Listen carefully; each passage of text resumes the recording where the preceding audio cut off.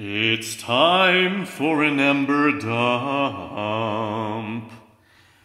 Did you guys know that you can very easily catch errors and display them right in your templates and actually see what's going wrong without having to go into your console debuggery thing?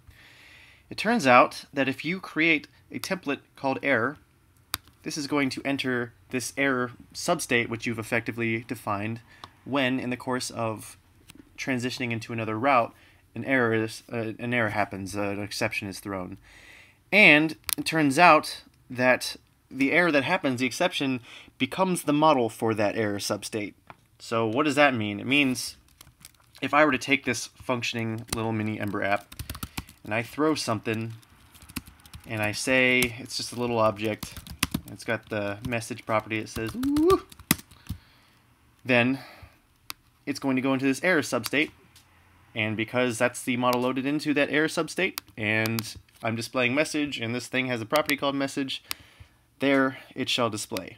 So why did I pick message? Because of course if there's some other typo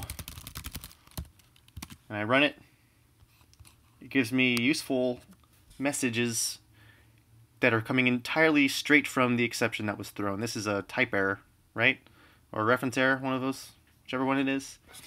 And that goes for any number of things. So you could say null.woot cannot read property woot of null. I mean, obviously you're going to want to open your open up the console at some point and see where this thing's actually happening. Actually, I wonder if this would work. Let's say stack.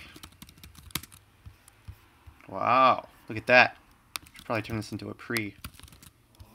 Booyah. All right, that's it. That's a cool thing. I don't really have much more to say about that. Actually, there probably is a little bit more to say about it, which is that this is something that you can probably only want to do in development, and you don't really want to broadcast your bugs to your production Ember app.